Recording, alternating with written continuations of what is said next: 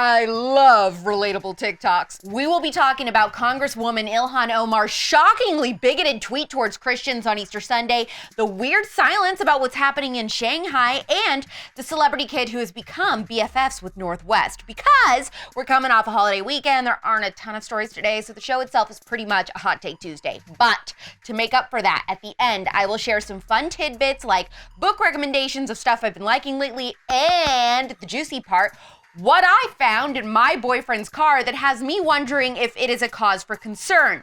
Hint, it's something that belongs to a girl and not me. I'm Alex Clark, and this is POPlitics.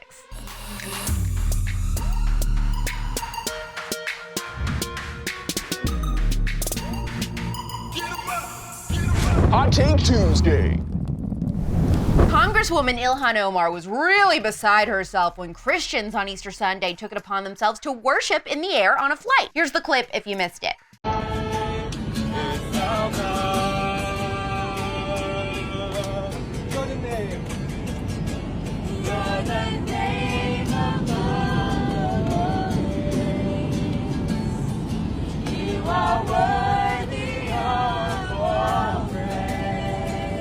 She wrote, "I think my family and I should have a prayer session next time I'm on a plane. How do you think it will end?" Number one, it's literally Easter Sunday, okay? That's why those passengers were worshiping. It's not like that's a regular occurrence. I guess I would ask you, Ilhan, what would happen to Christians in your home country of Somalia if they prayed in public? Spoiler alert, they'd be killed. These things always end up in a bloody mess.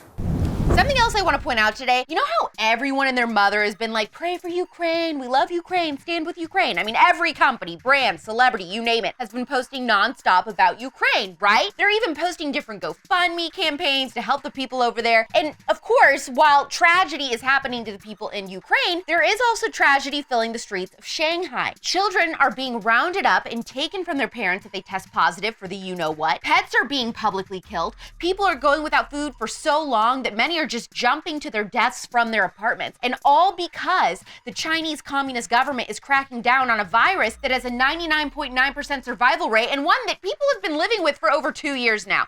And yet, I haven't seen any bloggers or brands I follow posting anything about standing with Shanghai or sharing links to help the people there. Not one celebrity has said anything. And that's when it hits you. When the media, Hollywood, and corporations are all on the same page defending justice for something like Ukraine or Black Lives Matter Inc., but nothing else, it's performative, fake philanthropy. Nobody believes that, bro. Jessica Simpson recently shared that her daughter Maxwell has become super close friends with Northwest. Jessica's husband recently coached a kids' basketball team that both girls were a part of, and since they live in the same neighborhood as well, they got close. Ever since that video of North being babysat by JoJo Siwa, though, I think that girl is wild. That is how you do it. Looking fabulous. I live for this. Fabulous. I'm sure the pearl clutchers who still watch the show for some reason would lose their minds over the types of books I like to read. But for those of you who are OG CUTEservatives, you know I like dark psychological thrillers. So, there are 2 books I've read lately that I liked and I want to tell you about, but fair warning, these are only for people with the absolute strongest stomachs who enjoy reading books with extremely dark subject matter. I like effed up books, okay, to put it bluntly. So that gives you an idea of where these books fall because they are 2 of the darkest I've ever read. I got scared.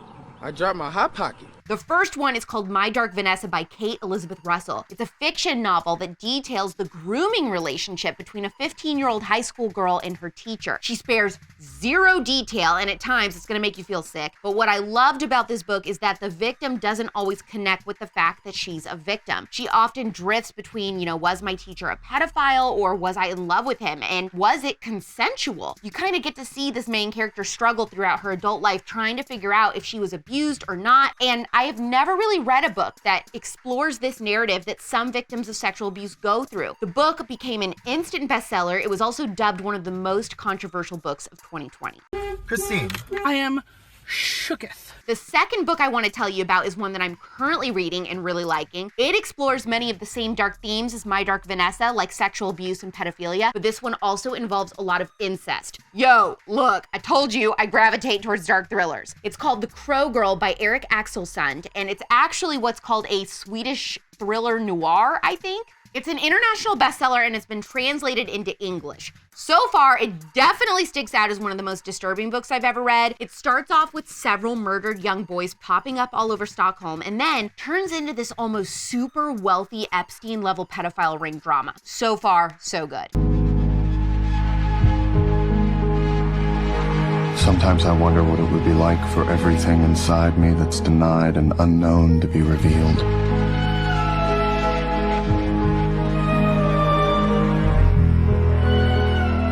But I'll never know. I live my life in hiding. My survival depends on it. Oh, come on, relax. I'm curious if any of you are into my type of books or if you're like, stay away from me, you are the freak of the week. Get out of here, Klaus. Shoot. Shoot, clown. All right, I have a really juicy personal story for you to weigh in on. I gotta get comfortable. Okay. First, to answer your question, if you missed last Friday's episode, my boyfriend and I were debating on going to the sunrise service for Easter. Long story short, the service was at 5:30 a.m. and he lives 45 minutes away from that church, so we opted for the 10:30 instead. Because mama ain't waking up at 3 a.m., even for Jesus. Everybody say Jesus, keep it going. Bibles, hymns, church, Jesus. I read my Bible to get my Jesus. Sunday school, I praise my Jesus. Singing in the choir, I'm singing for Jesus. I raise my hands, I'm reaching for Jesus. I pray all day to thank my Lord Jesus. He's got red hair, but I still worship Jesus.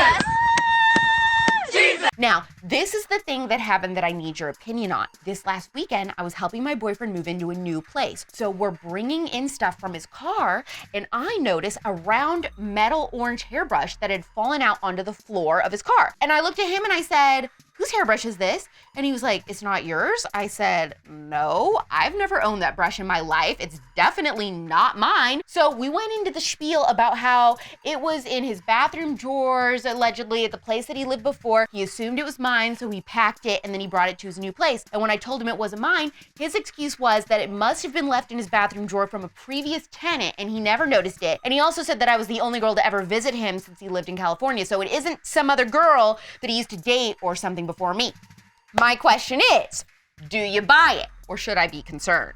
Larry cries out. Oh, where is my hairbrush? Oh, where is my hairbrush? Oh, where, oh, where, oh, where, oh, where, oh, where, oh, where, oh, where, oh, where, oh, where is my hairbrush?